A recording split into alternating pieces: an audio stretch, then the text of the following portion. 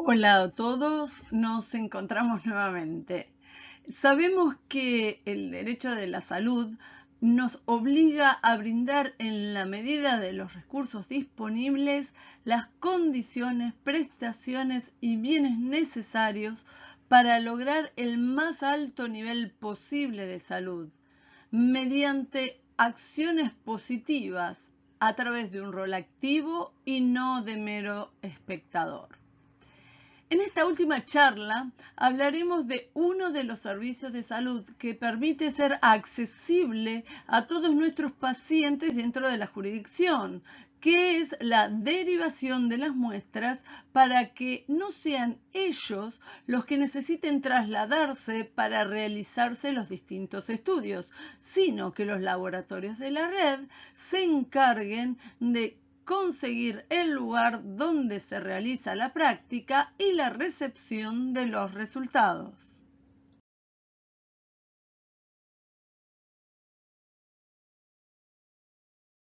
En el año 2000, el gobierno de la ciudad ha creado la Dirección General Junta de Redes y Programas de Salud del Gobierno de la Ciudad Autónoma de Buenos Aires. Dentro de ellos existe la red de laboratorios que comúnmente llamamos Red Lab.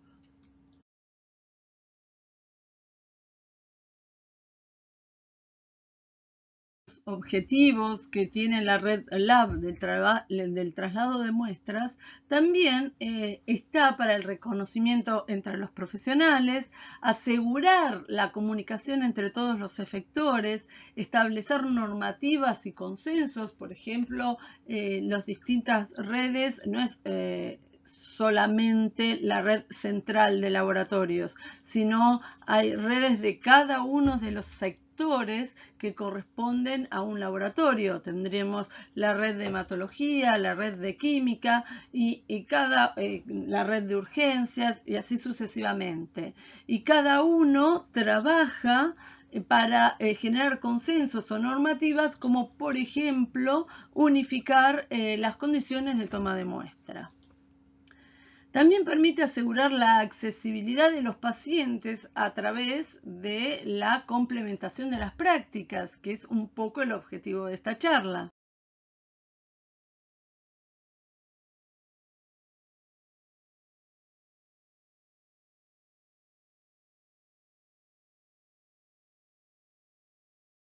Vamos a obtener dentro de la red es asegurar la capacitación continua del plantel profesional, establecer pautas para la adquisición de insumos comunes o compras centralizadas, establecer políticas que aseguran la calidad analítica.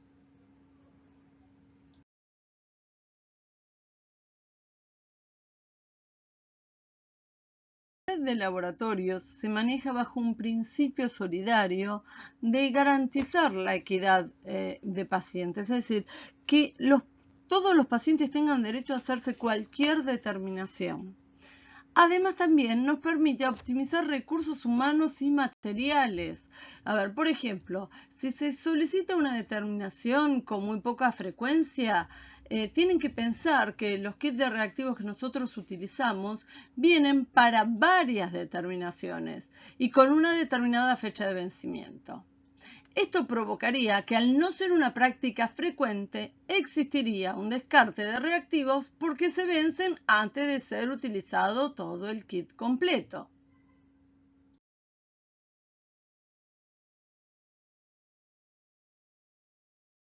El Ministerio de Salud del Gobierno de la Ciudad consta con 4 regiones sanitarias distribuidas en hospitales y CESAC, es decir, Centros de Salud de Acción Comunitaria, a las cuales la Red Lab debe prestar servicios.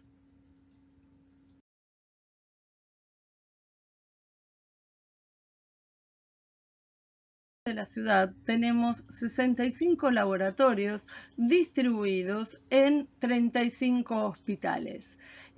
Vamos a tener hospitales especializados, ¿sí? Como serían estos. Tenemos hospitales generales de agudos, ¿sí? tenemos hospitales sin fines de lucro, se los denomina hospitales de niños, ¿sí? Como está acá, y los CESAC, ¿sí? Imagínense si cada uno de estos pacientes tuviera que irse a hacer una determinación a cualquiera de estas 4 regiones sanitarias. Además, tenemos de estos 65 laboratorios, 16 laboratorios especializados.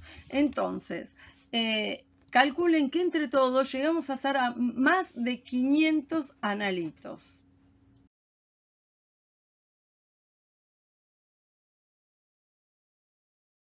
Acá encontramos en el mapa todos aquellos laboratorios que pertenecen a la Red Lab, que además también pertenecen al gestionamiento de calidad que propone la Red Lab.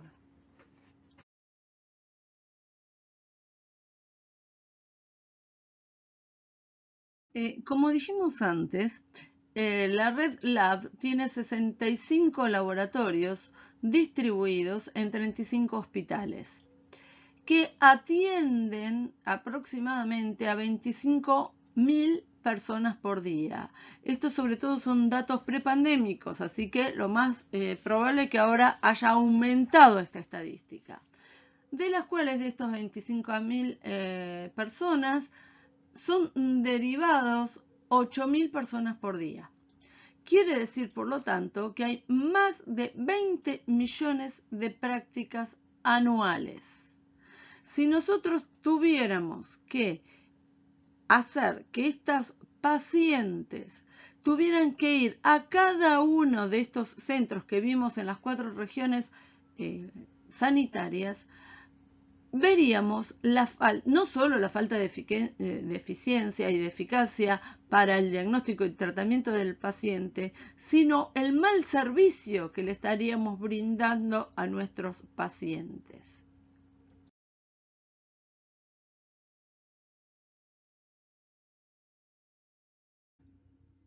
¿Cuál es el desafío que tenemos que enfrentar?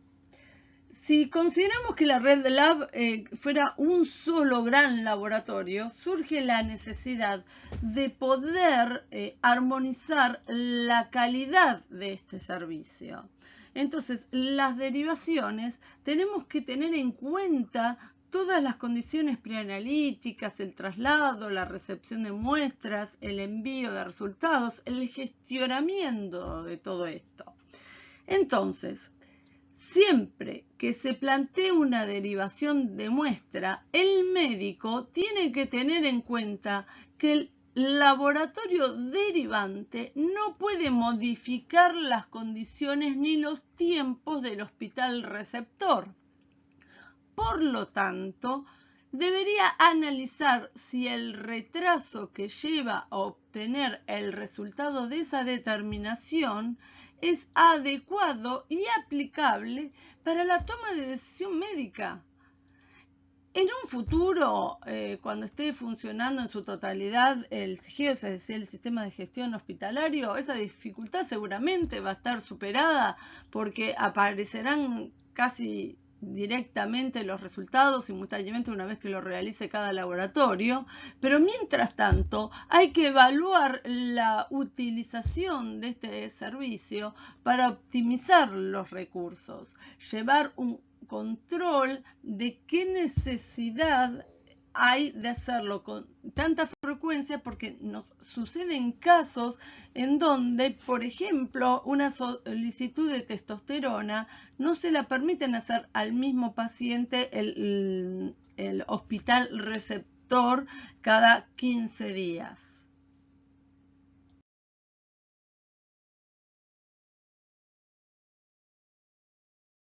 En conclusión, la gestión de calidad de los procesos implicados en la fase pre- y posanalítica tiene que reducir la incertidumbre total del proceso, es decir, la menor dispersión y error a través de lo que implica una derivación de muestras. También la trazabilidad de la muestra. ¿Qué quiere decir? Que en cualquier momento quede registrado y podamos saber cuál fue el proceso desde el principio, desde la emisión de la práctica médica hasta el resultado entregado al paciente, cómo fue pasando de un paso al otro y todo debe estar registrado.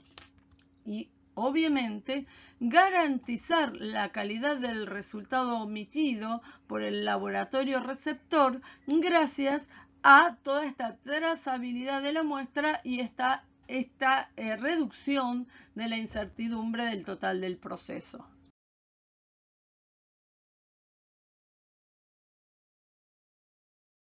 ¿Qué tenemos que hacer con el proceso de derivación de muestra?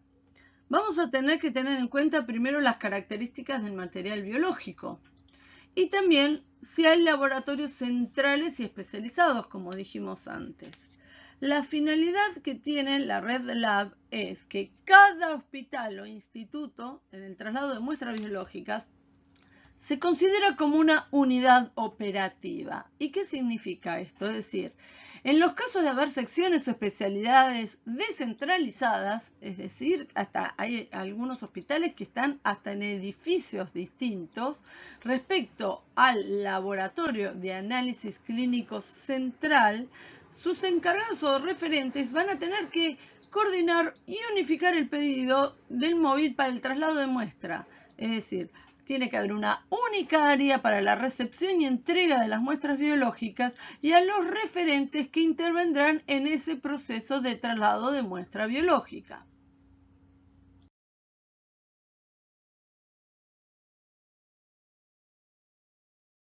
Entonces, en el proceso de derivación, el médico solicitante va a tener que tener en cuenta que hay un procedimiento estandarizado. También que venga a informarse tanto el paciente como el médico cuál es la preparación previa del paciente y también el material requerido, porque no hay problema con todas aquellas muestras que se toman directamente en el laboratorio, pero hay otras, como veremos más adelante, que sí son muestras que tiene que tomar propia el paciente, en las cuales lo más adecuado es que venga a pedir las indicaciones al laboratorio.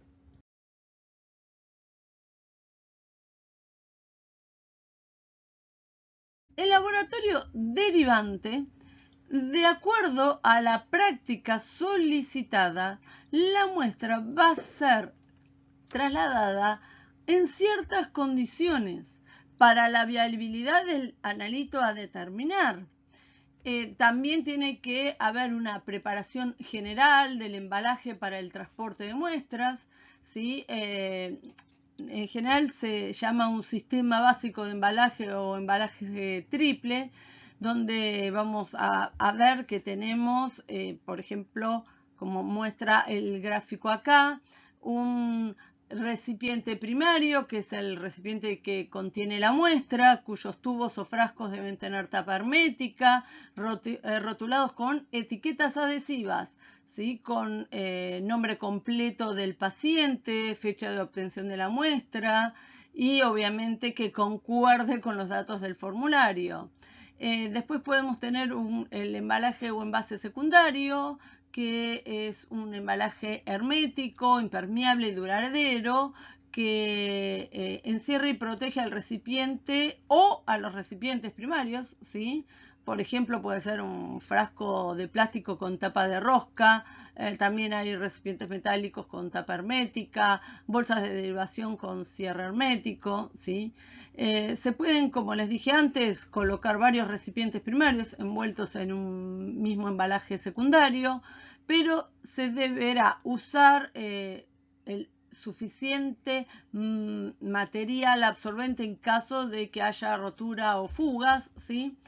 Y como acá salen del exterior del laboratorio, también hay un embalaje o envase exterior o terciario, que es donde van a colocar los secundarios, es un material que en general tiene que servir como amortiguador adecuado. Y por lo general es rígido y resistente, ¿sí? Porque lo que buscan es proteger el contenido de los elementos de daños físicos, es más, del mismo movimiento que se encuentra en el tránsito de una muestra de un hospital a otro.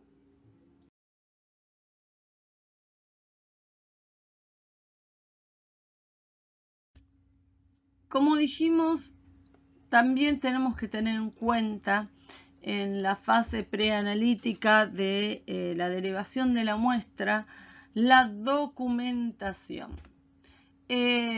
Siempre la solicitud médica debe contener todos los datos demográficos completos del paciente, cumpliendo con todos los requisitos legales que implica la confección de la solicitud médica. Pero además, que es uno de los errores más comunes que estamos teniendo cuando nos piden una derivación, es que esa solicitud médica tiene que figurar exclusivamente la práctica a realizar por el laboratorio receptor al cual se le debe enviar la muestra. No debe venir en la misma orden donde consta la rutina que se le realizará al paciente. Debe ser confeccionada aparte. Entonces, por un lado, vamos a tener la solicitud médica donde pide la determinación y por el otro se debe confeccionar la solicitud de derivación de muestra, que es lo que nosotros comúnmente llamamos planilla de derivación.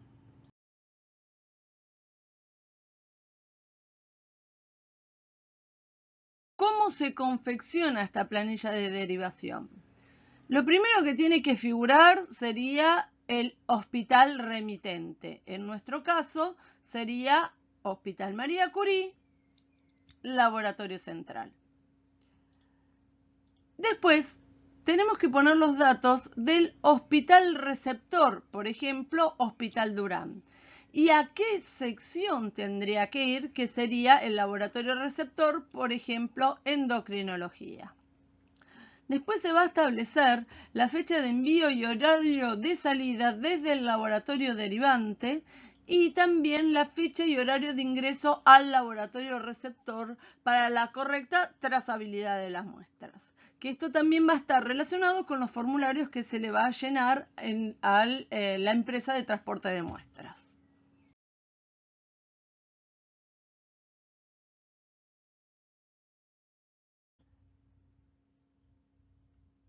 Es fundamental los datos demográficos completos del paciente, con letra clara, es decir, que conste el servicio, ¿sí?, que está solicitando esta derivación, si es internado, en qué cama se encuentra, el nombre y apellido completo, por eso tenemos los cuadrados para que quede una letra por cada cuadrado, así queda bien claro y no hay duda a nivel del nombre y apellido del paciente, el sexo, el documento de identidad y un eventual, el teléfono para tener un eventual contacto.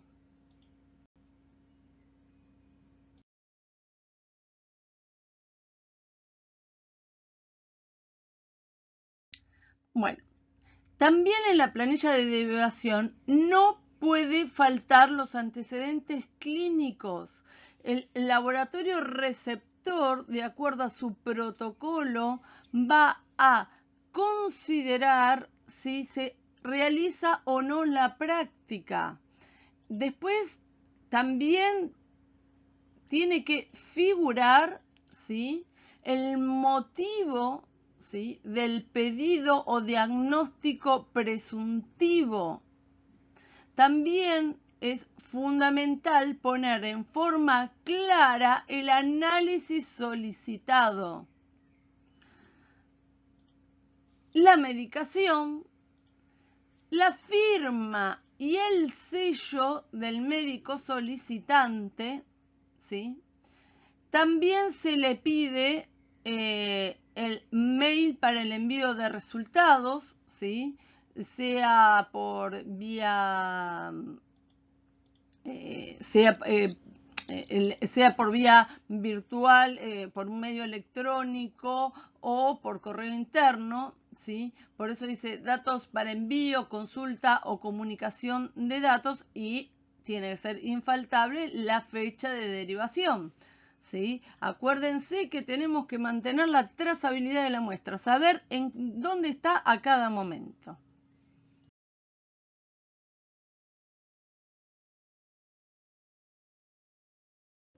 Acá medio que hablamos del trámite administrativo, ¿sí? Los pasos generales va a ser la planilla completa, la correcta identificación del paciente y obviamente la interpretación de los resultados cuando nos lo devuelvan.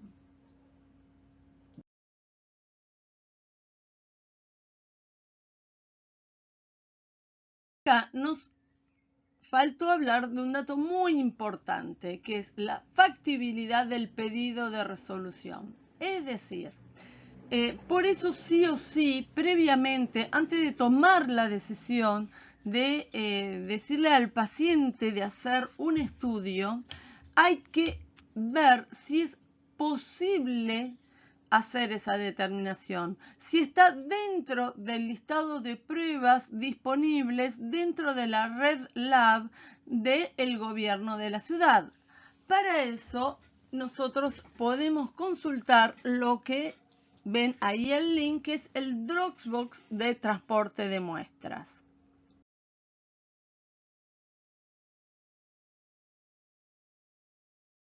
Allí no solo tenemos el listado de determinaciones, sino también la logística de cómo se tienen que hacer las muestras, las solicitudes y fichas de envío, que muchos laboratorios antiguamente presentan fichas específicas, además de la planilla de derivación.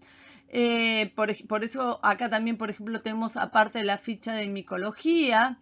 Después tenemos algunos manuales que nos brindan para saber las condiciones de toma de muestra, que charlaremos más adelante, las normas ISO que se utilizan para aplicar este traslado de muestras, y obviamente esto era un poquito lo que le comentaba antes del procedimiento de pedido de los controles de calidad que utiliza la red de laboratorio.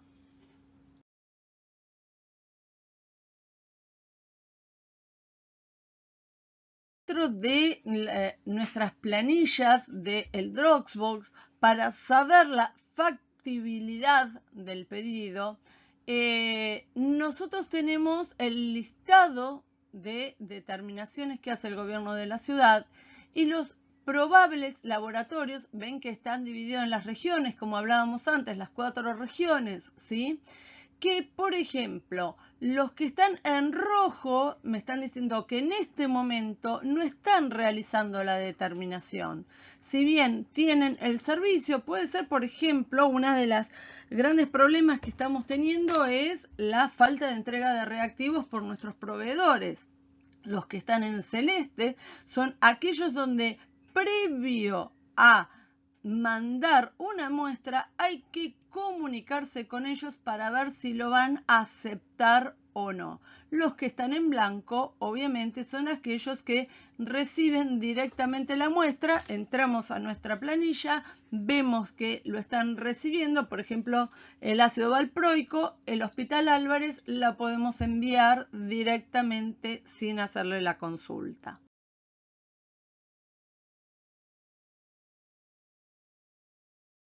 Servicio de transporte de muestras nos brinda el mail para darles de alta o de baja. Nos dan también, como dicen acá, las determinaciones suspendidas temporariamente, los hospitales pediátricos, los horarios de atención donde nos podemos comunicar, y obviamente las siglas que tenemos que interpretar, porque sería imposible escribir todo.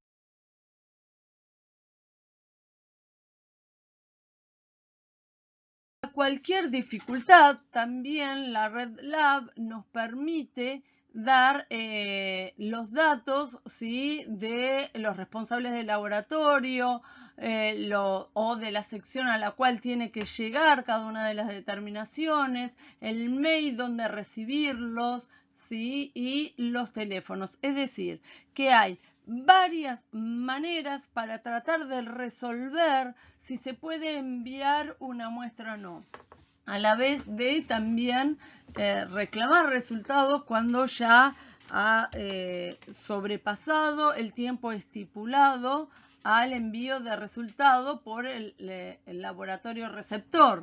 Entonces tenemos maneras de tratar de acceder siempre en pos del beneficio del paciente.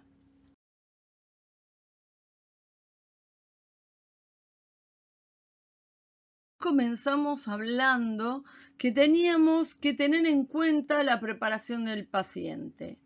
Uno de los detalles, ¿sí?, es el horario de la toma de muestra, ¿sí? Entonces, además de las condiciones ya establecidas para cada una de las determinaciones, hay que tener en cuenta los horarios a cumplir para la toma de muestra, sobre todo aquellas que poseen ritmo circadiano, como por ejemplo ACTH, cortisol, prolactina, aldosterona. Igualmente siempre consultar a los laboratorios receptores condiciones especiales. A ver, por ejemplo, los galactomananos hay que derivar 2 muestras con por lo menos 48 horas de diferencia en un crioviral estéril, ¿sí? Nosotros tenemos acceso a condiciones generales de toma de muestra.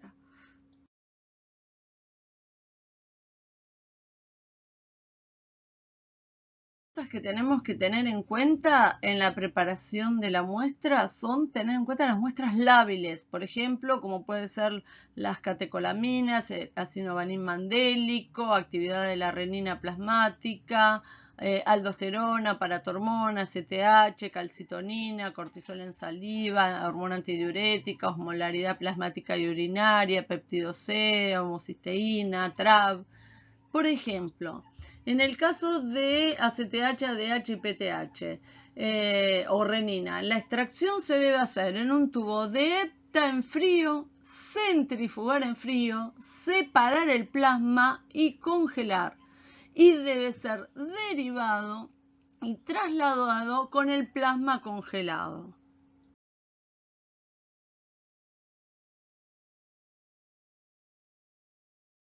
Bueno, hay determinaciones que necesitan muestra de sangre entera, como puede ser los estudios moleculares de oncohematología, BCR-ABL, de las leucemias mieloides crónicas, electroforesis de hemoglobina, la hemoglobina fetal, el test de Cyclin, que por ejemplo este test sirve para determinar hemoglobina S, ¿sí?, o un rasgo de pranocítico de la anemia falciforme.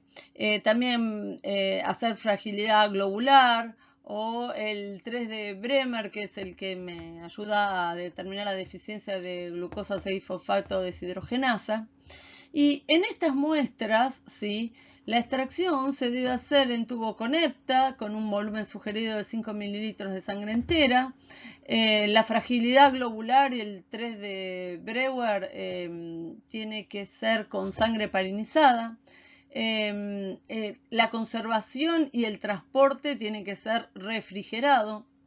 Hay también condiciones especiales donde, por ejemplo, en la electroforesis de hemoglobina se deben enviar datos de ferritina, hemograma y frotis, y en el test de Cyclin tienen que enviar todos los datos del hemograma y del frotis.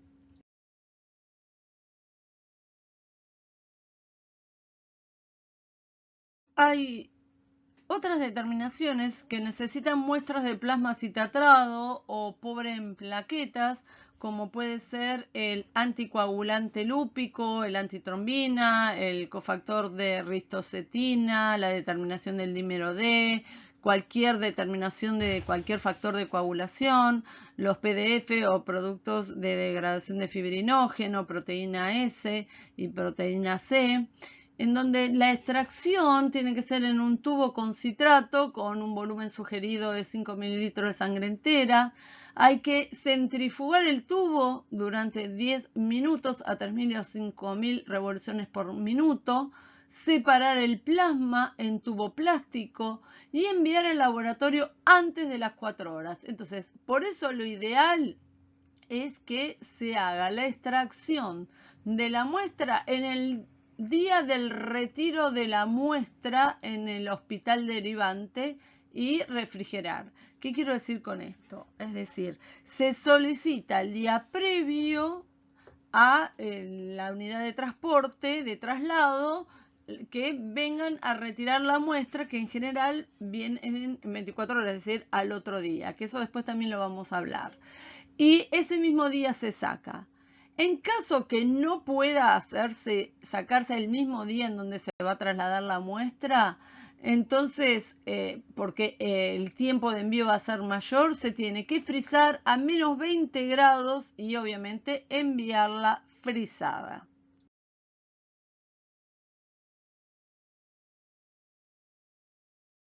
Hay muchas determinaciones que se realizan en suero. Acá les doy algunos ejemplos: marcadores tumorales, cadenas livianas libres, ácido fólico, progesterona, vitamina D, en donde la extracción en tubo seco o con gel separador deben ser centrifugadas y refrigeradas o frisadas. A ver, tenemos que tener en cuenta algunas particularidades. Cuando se habla con gel separador, como es este caso, al centrifugar se puede mandar el tubo primario en el cual se sacó la muestra, ¿sí? Porque el suero queda separado de la masa globular gracias al gel separador. En caso de tener tubos secos como estos, en los cuales no tiene ningún aditivo, sí o sí hay que separarlo y el suero trasvasarlo a otro tubo, siempre como verán en las imágenes, con tubos con cierres herméticos. Lo que sí hay que tener en cuenta este tipo de tubos, en los cuales tienen como unos aceleradores de la coagulación que consisten como en unas piedritas. Estos tubos no pueden ser utilizados para el transporte de la muestra. Lo único que hacen estas piedritas es acelerar la coagulación. Así que pasaríamos, al igual que el caso anterior, a centrifugarlos, separarlos y trasvasarlos el suero a un tubo contenedor, como son estos microtubos.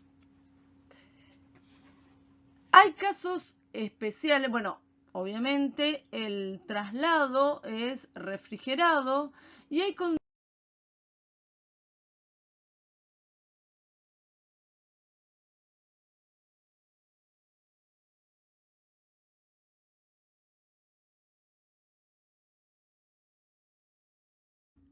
también otras determinaciones, como la determinación de las proteínas de Bence-Jones, cadenas livianas kappa y lambda, inmunofijación, etcétera, que son muestras urinarias que deben ser orinas de 24 horas y la conservación y traslado debe ser frisado.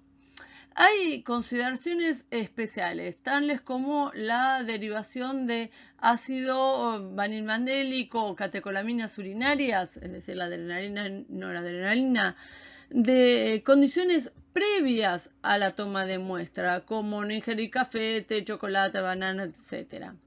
Por eso, todo médico, antes de hacer una solicitud de cualquier práctica, sea o no para derivar, siempre previamente debe consultar al laboratorio central para saber las condiciones previas a la toma de muestra, el horario de la toma de muestra, el tipo de muestra a recolectar.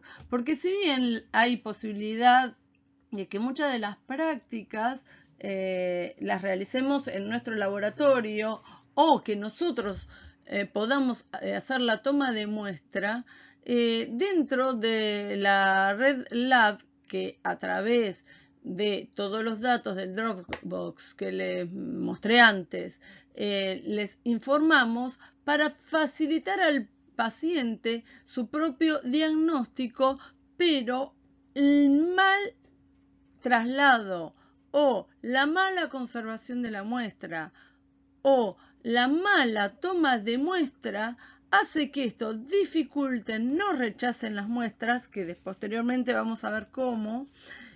De esta manera puede llegar a pasar más de un mes a las cuales esa muestra no brinda el resultado que necesita el paciente para el seguimiento o diagnóstico de su patología.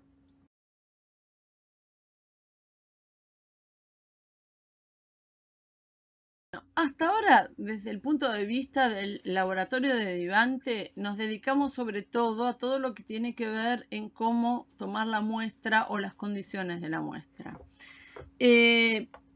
Ahora vamos a ver como algunos consejos para el almacenamiento, el resguardo de muestras primarias y el acondicionamiento y el traslado.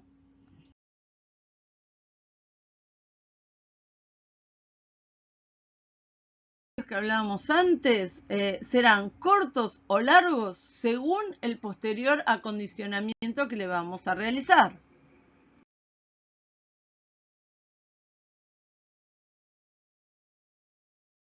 ¿Cuál es el material necesario?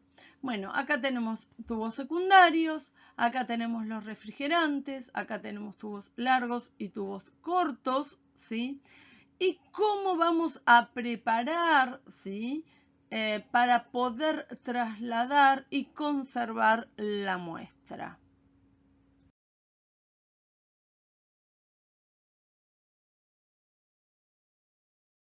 Estos son los tubos secundarios en los cuales vamos a no solamente evitar que tenga golpes, sino también muchas veces para mantener la temperatura de refrigeración o de que se mantenga el frisado.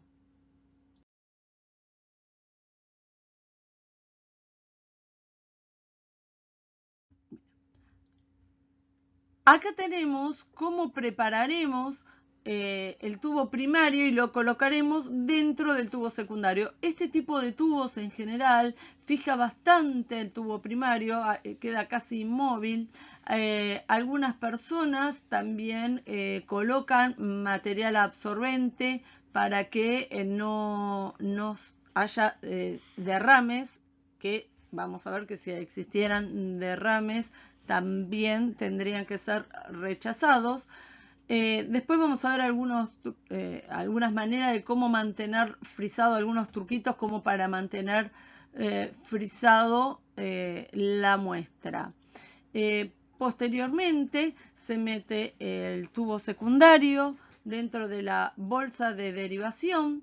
Estas bolsas de derivación que se utilizan en el gobierno de la ciudad tienen dos compartimentos, uno para colocar el tubo y en el otro compartimento se coloca la orden de derivación, la ficha de derivación con la solicitud médica para que no haya contacto entre ambos.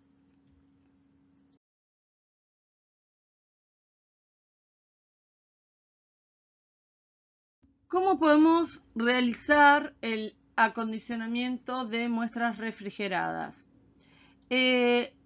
Nosotros ponemos nuestros tubos, ¿sí? Dentro de una bolsa. Posteriormente, acá tenemos el gel refrigerante que todavía no está frisado. Envolvemos nuestros tubos, obviamente después los fijamos con alguna gomita. Y de esta manera, después, obviamente, los ponemos.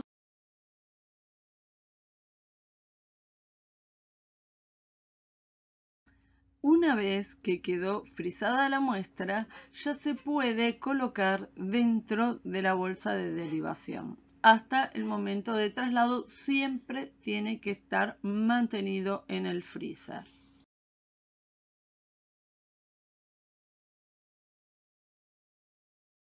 Mantener frisado la muestra durante el traslado. La preparación previa sería, en nuestro tubo secundario colocamos el agua. Posteriormente, ¿sí?, en el freezer ya teníamos frisada nuestra muestra. De esta manera, antes de que quede congelada el agua, lo que se realiza es envolver nuestras muestras frisadas, colocarlas en el tubo secundario donde aún no se ha congelado el agua y cerramos. De esta manera se va a mantener no solo frisada la muestra, sino también el agua que va a quedar un hielo que va a mantener durante todo el traslado de un hospital hacia el otro en las condiciones de frisado que requiere la muestra.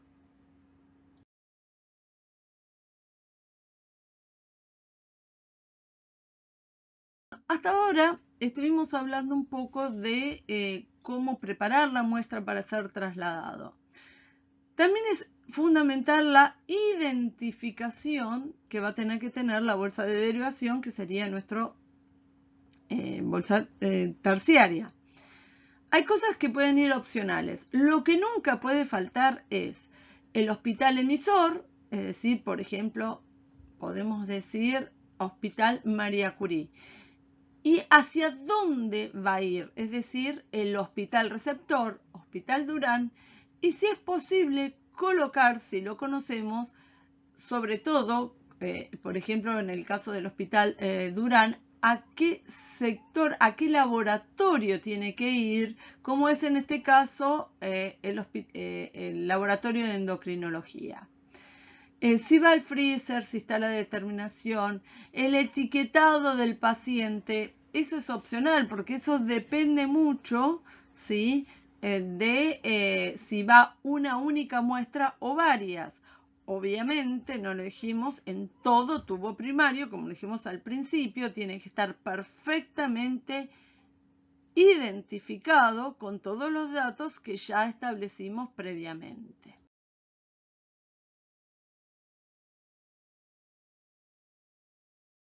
Bueno, una de las dificultades que tenemos es cuando la muestra viene en Eppendorf, que como verán son tubos muy chiquititos. Y a pesar de ser tubos muy chiquitos, fíjense que vienen en el etiquetado correspondiente con todos los datos que hemos nombrado previamente. Entonces podemos, estos eran los truquitos que yo les decía, de tener el envase secundario. Y no es casualidad que acá tenemos una botella que la vamos a utilizar para poder proteger estos Eppendorf.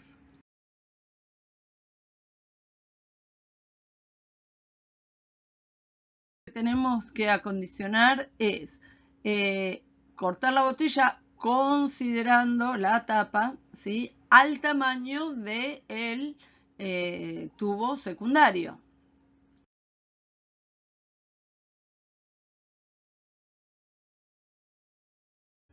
Una vez que cortamos la botella para colocarla en el tubo secundario, lo que hacemos previamente es llenar el tubo secundario con agua. Recuerden que era algo semejante a lo que hacíamos en la situación anterior, donde los tubos eran más grandes. Y ahí colocar, después de llenarlo con agua, nuestra botella recortada y cerrada por la parte inferior.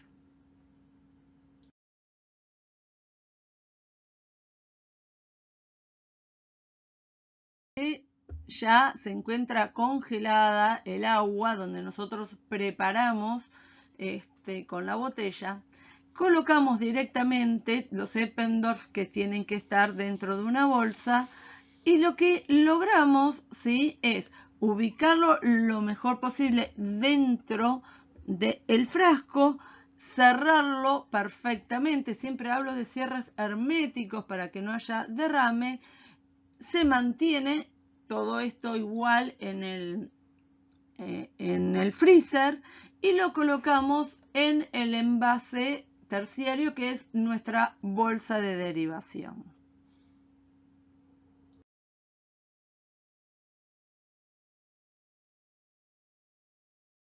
Resumen o considerándolo como recomendaciones, entonces, tener en cuenta la correcta confección de la planilla de derivación con la solicitud médica adjunta, consultar al Dropbox a ver si esa determinación se realiza dentro de los laboratorios del gobierno de la ciudad, consultar el manual de calidad de toma de muestra para que hagamos exactamente la muestra que nos solicita en las condiciones correctas, resguardar las muestras primarias de acuerdo a como lo vimos recién con el acondicionamiento para poder hacer un correcto traslado.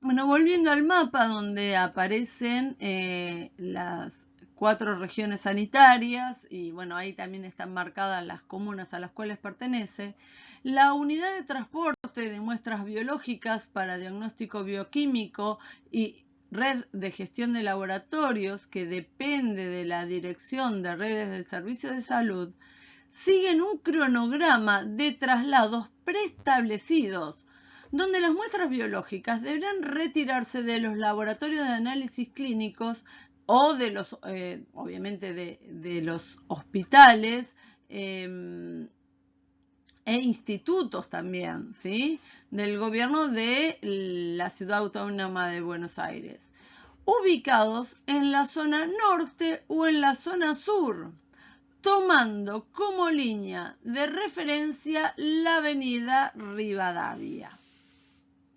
¿Qué quiero decir con esto?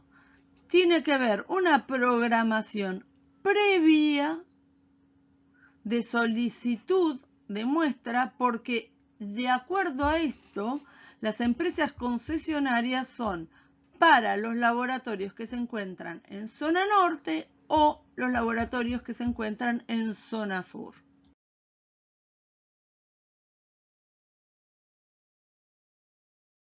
Cada laboratorio derivante tiene que llenar la planilla de solicitud de derivación de muestras, es decir, se hace una planilla por todas las muestras que se recibieron ese día, en donde las solicitudes de traslado recibidas son hasta las 12 horas que integrarán el recorrido del día hábil inmediato. Es decir, nosotros confeccionamos nuestro dato como hospital emisor con la fecha de la solicitud, el referente que lo solicitó, a qué hospitales deben derivar las distintas muestras, qué cantidad de tubos enviamos y ellos, esto lo enviamos por mail, al mail que veíamos en el Excel cuando explicábamos el Dropbox, y nos contestan nuestro mail diciendo la fecha de traslado, que como dije anteriormente, en general es al día hábil inmediato al pedido. Obviamente, si es un día viernes, pasarán a retirar la muestra el día lunes.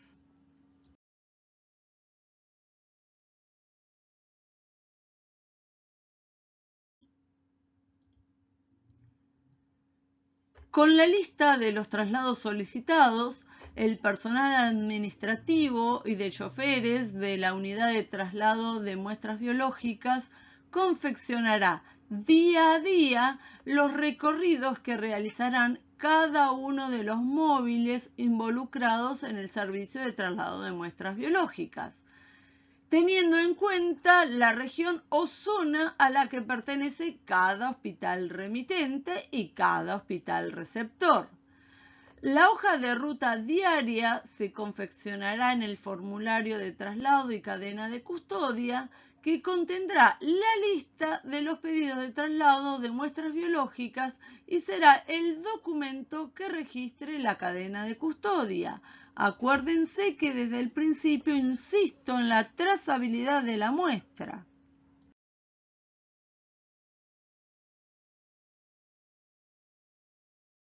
Si bien hay un traslado de muestras biológicas desde y hasta los laboratorios preestablecidos, por ejemplo, acá les estoy enumerando los de zona norte, las muestras deberán retirarse de los hospitales indicados en cada día de lunes a viernes a partir de las 9 horas.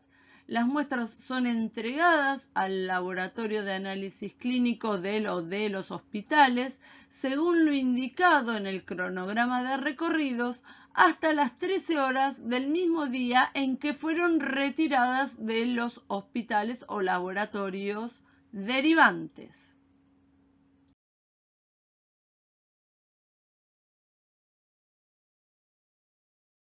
Acá figura el traslado de muestras biológicas desde y hasta el laboratorio preestablecido de zona sur. Y el orden en el recorrido de los hospitales será determinado por el prestatario en función de la optimización operativa y cumpliendo con el horario establecido.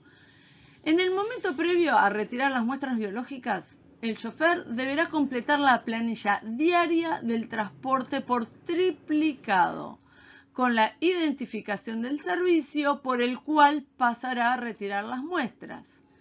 En el servicio se completará por triplicado en el casillero destinado a tal efecto.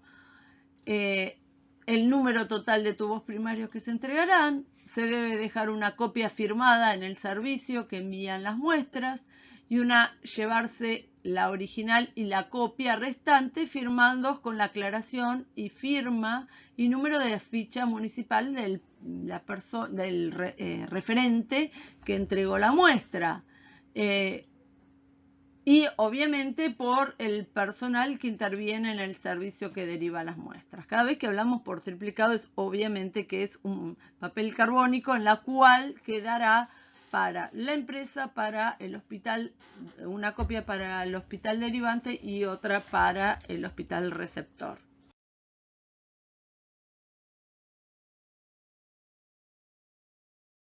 Preparación del paciente, de la preparación de la muestra y hablamos mucho del laboratorio derivante.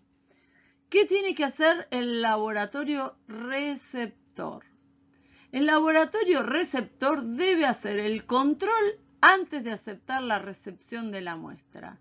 El control consistirá en controlar la documentación, la muestra y las condiciones de cómo han llegado esas muestras.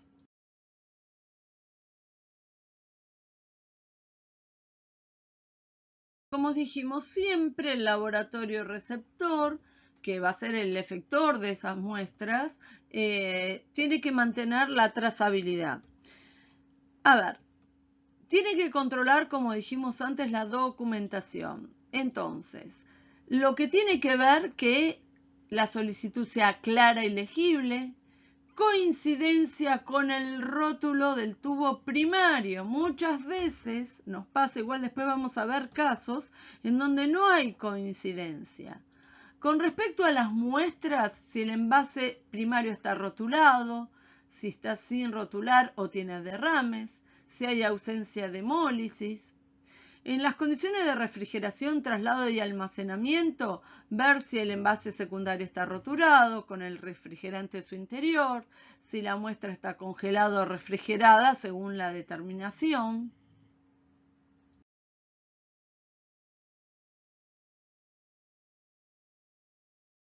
Cumple con los requisitos o condiciones, se da ingreso al sistema del laboratorio receptor, se procesa la muestra, se validan los resultados, envío del informe al laboratorio emisor, sea por correo interno o vía electrónica, y se archiva la solicitud y el resultado.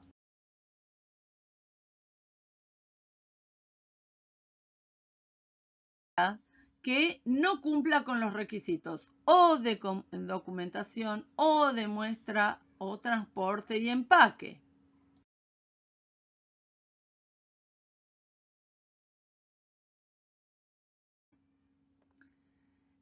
En caso de producirse una no conformidad o incidente en cualquiera de las etapas y o procedimientos que conforman el proceso de traslado de muestra biológica, se debe completar el formulario de registros de incidentes o no conformidades. Se podrá registrar e informar dichos acontecimientos tanto en la etapa de retiro como en la entrega de muestras biológicas, durante las etapas administrativas de la unidad de transporte de muestras biológicas o durante el traslado de las muestras biológicas.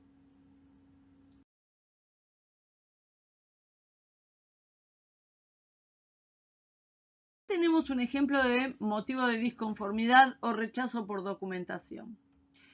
No coincide la práctica solicitada en la solicitud médica con la ficha de derivación. Esta era una antigua ficha de derivación, ahora ya se actualizó, que es la que vimos anteriormente. Otra de las cosas es que no coincide el nombre del paciente de la solicitud médica con lo de la ficha de derivación. Acá lo más probable es que tuvieron dos derivaciones el mismo día y mezclaron la solicitud médica de un paciente con la ficha de derivación del otro.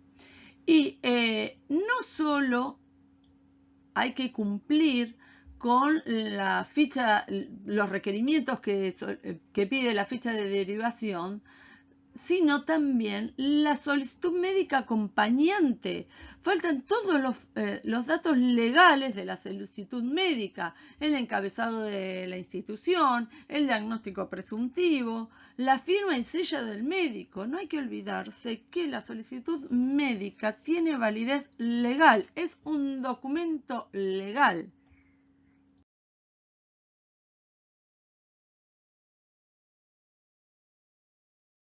Acá tenemos motivos de disconformidad o de rechazo por preparación y condiciones de traslado de muestra. Bueno, acá directamente no está ni refrigerado, ni en bolsa, ni protegido.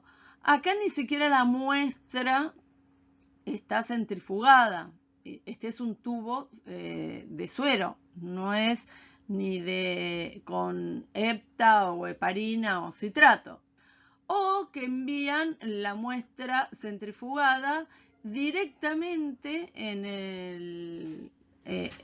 sin mandar la ficha, ¿sí?, de traslado ni la solicitud, o utilizan un envase secundario que no tiene tapa o cierre, o ponen, como en este caso, el Eppendorf directamente en hielo, en contacto, sin estar metido dentro de una bolsa, ¿sí? Acá otra de las cosas que suceden muchas veces es que ponen directamente la bolsa en un hielo. Y hay una de las cosas que los formularios en ningún caso deben envolver los tubos, ¿sí? Tenemos los formularios y la orden médica envuelven los tubos, ¿sí? Y después ahí lo ponen dentro de la bolsa y recién ahí lo frisan. De esta manera, además de tener una posible contaminación, se tiene el deterioro de los formularios.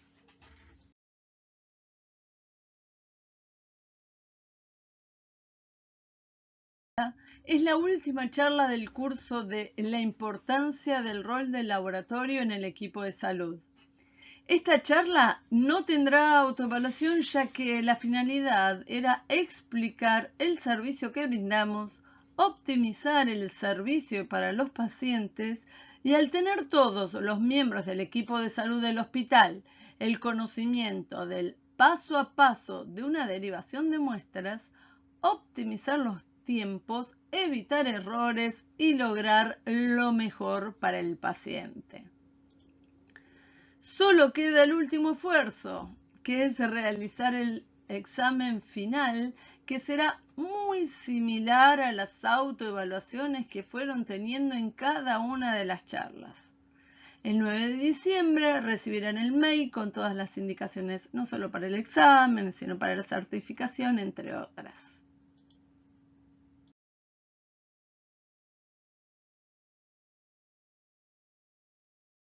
Agradecemos a todos por haber participado en el primer desafío de capacitación que planteó el Laboratorio Central del Hospital María Curie. Quisimos transmitirles como profesionales de la salud que tenemos que participar activamente en grupos interdisciplinarios y para eso debíamos mostrar en el panorama hospitalario lo que nosotros como laboratorio hacemos y los proyectos de mejora que tenemos.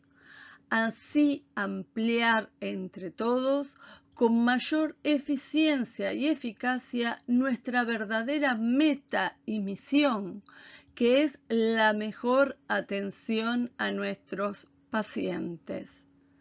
Además, agradecer a todo el equipo de salud por la tarea asistencial que realizamos diariamente y ser un equipo multidisciplinario que trabaja como una unidad. Como siempre, el Laboratorio Central estará para brindarles el mejor asesoramiento y servicio. Y nuevamente, muchas gracias por su atención.